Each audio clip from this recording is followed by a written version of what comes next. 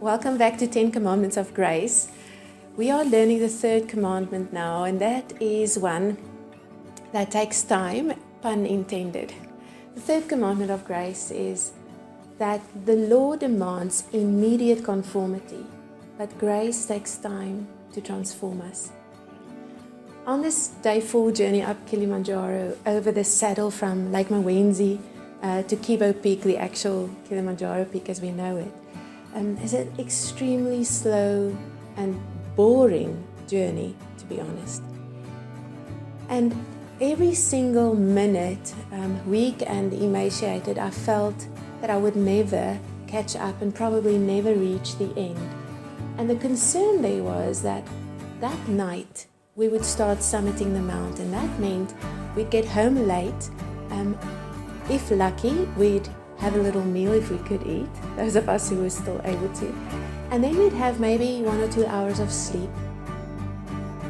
And then we'd have to get up and pull an all-nighter at this angle. And here I was thinking, there is no way the little strength I have now can carry me all the way to where I'm going, let alone up that mountain tonight at midnight when we were going to get up. There was just this sense that I'm never going to make it. A sense that I think a lot of Christians experience on their journey. And they don't just experience this when they look at themselves, they experience it in the comments they get from those around them. So often we are told, okay, so how long have you known the Lord? And we will say 10 years, and you can see on people's faces, it's like they're thinking, and you still look like this, and you still lose your faith at times, and you still doubt, and you still struggle with forgiveness, or you struggle with lust or pride. There's a sense among Christians that we should level up fast, like in a computer game, go at it, give it all you've got, and then reach the next level.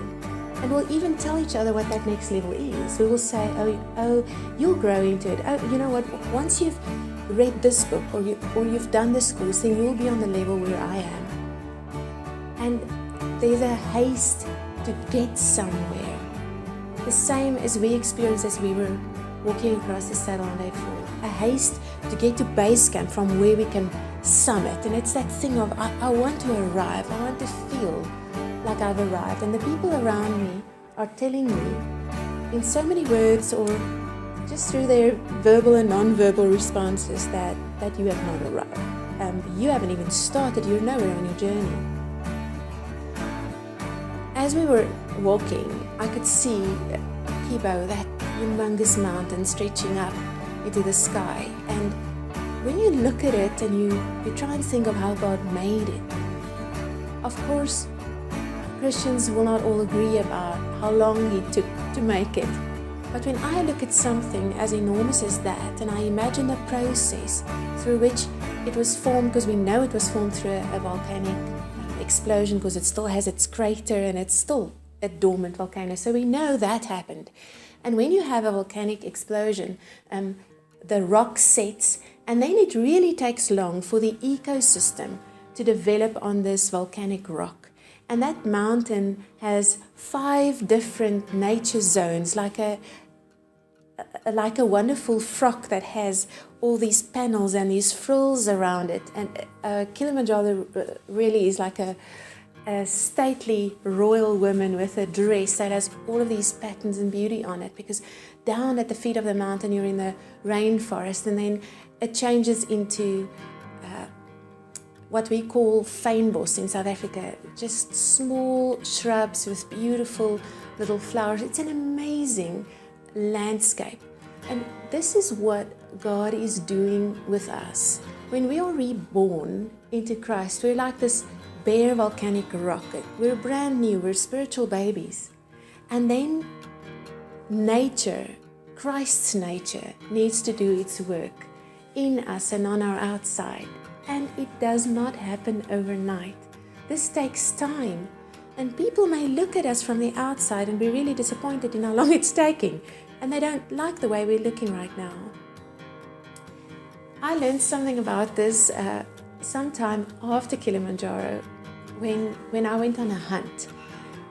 This is something South African women also do, not just the guys. And we were out on somebody's farm, a game farm, and I was going to have the opportunity to hunt for a black wildebeest for the first time in my life, and I was really excited. And we found the herd, and we chased them with the bakkie, and that's our word for a truck.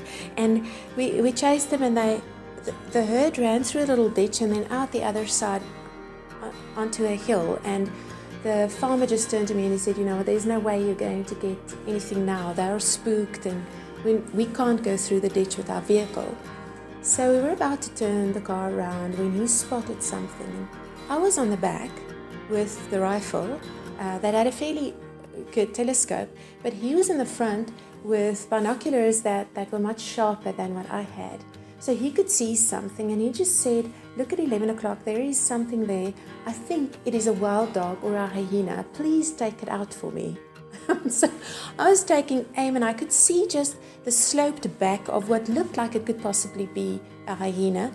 And I could see the ears, but the grass was still fairly tall, so I couldn't exactly make out what it was, but I could see where the head was. And he told me to take a headshot, something I had never done. I always take a shot through the heart when I go hunting. So I was a little nauseated by the thought of this headshot that I'd never done.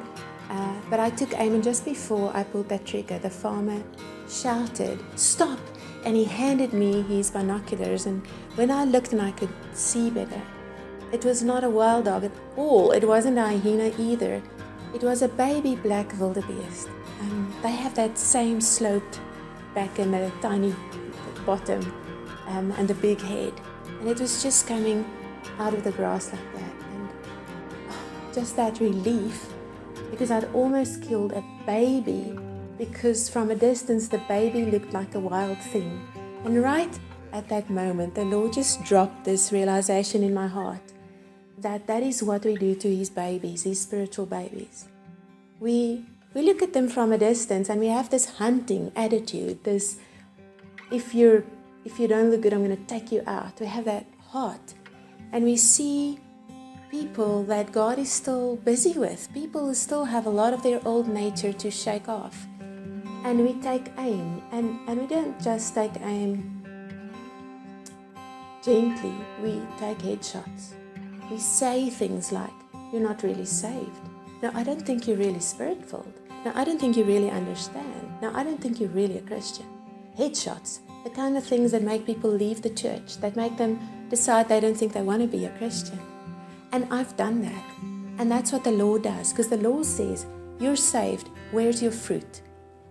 I haven't seen a tree planted today bearing fruit tomorrow ever in my entire life. But somehow, that's what we do to one another. When God has all of this time, he knows how much to transform us into the image of Christ, to make out of us something that looked like volcanic ash and is now a garden, like what we saw in Kilimanjaro. He is able, if we can just stay back and let him walk the road with every other Christian around us in the way and with the timeline that he sees fit. That is grace.